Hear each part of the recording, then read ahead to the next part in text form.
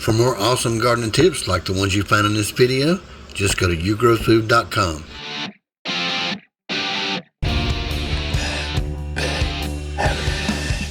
What's going on, beautiful people? Today we're going to get started. It's the weekend, by the way. We have 2 days. We got to hurry up and get our gardens prepped for the fall. Now this is going to be our what we're going to call our anniversary on using only leaves as our main fertilizer, compost, wood chips to build the soil back up, and we're going to go ahead and show you guys what our soil looks like today and tell you why we're only going to use leaves from now on. This video would probably have to be at least an hour long if I went straight into detail, but there's a lot of information online. I'll even leave some links in the description below so you guys can go read some information. Now most of you guys that follow us already know our routine. When we shut our garden down, it's wood chips, leaves, compost, wood chips, leaves, compost. Because if you don't add something back to build up your soil, your garden is eventually going to be just a big divot in the ground. Switched over to the weed barrier. That will help break down our leaves versus putting chips in. It'll be a whole lot faster. It'll help build up the soil. Anyway, we'll get to all that information in a minute. You guys stay tuned. We got a lot of information to go over in just a few minutes. Now the facts are leaves supply a wider range of nutrients than a regular bag of synthetic 10-10-10 fertilizer.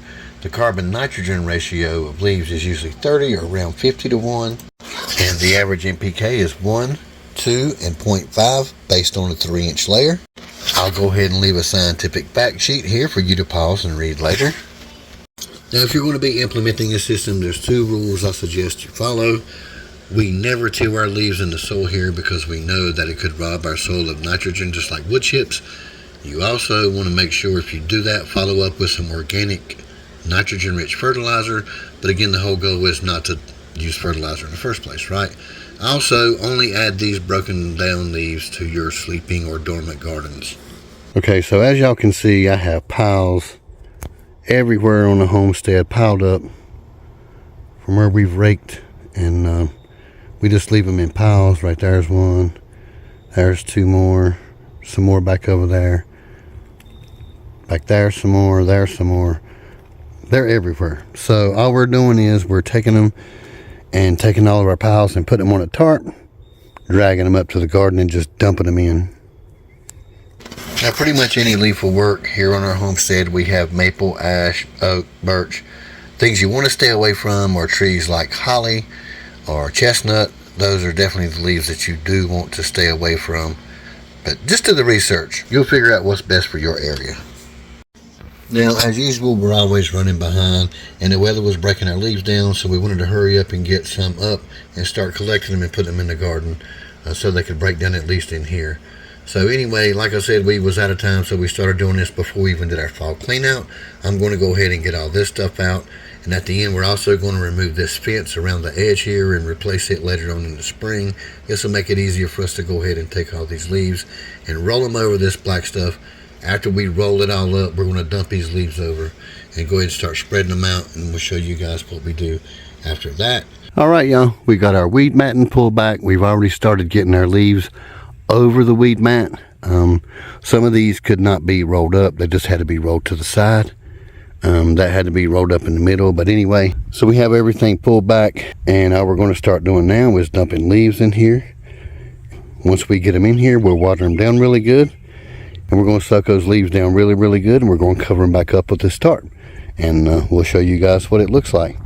Now what we have up here at the end of the garden is definitely not going to be enough to fill this garden up, because we usually try to get between 6 and 8 inches of leaves on top of here. But one thing that we really can't question is all the natural organic matter in the soil, because it is really black. Pretty proud of what it looks like under here. Alright y'all, I got to shut up babbling and get back to work, and we'll show y'all what it looks like when we get the leaves in here. Alright, so all we're doing is putting these leaves about 6 inches deep. We usually like to get them between 6 and 8. Stack them up really good, and then we're just going to take the tarp and put them back over. So anyway, forces the garden done. It's not too bad. Alright y'all, the alpha garden is done. We've got everything down. Every brick has a driveway spike under it. This thing ain't going to move. So while they're going to go ahead and edge the garden out with the dirt, I'm going to wet this thing down with tons of water. That'll go ahead and help everything break down better. Then we're going to head down to the alpha garden and start on that. I'd like to end this video with a great big thank you to my best friend, Dr. Jamie Slate. You guys know him as Jules Gardening Tips. We've had hours of conversation on this exact subject. So those conversations encouraged us this year to only use what we could get off of our homestead here, made out of leaves. And believe it or not, you can go back and watch our videos from this past year, and this year was our best year that we've ever had growing food. Jamie has his own website. I'm going to leave that in the link below. Tons of information on gardening, soil building, all kind of stuff. You guys go over and check it out, because he's got tons of information, and he's an awesome dude. So regardless of what uneducated people tell you, you absolutely can just use your own leaf products off your homestead. It can be done. All you have to do is do a little bit of research, follow a few simple rules, and do tons of work. But it's worth it in the end. Thank you guys for watching, and as always, we'll see you on the next one.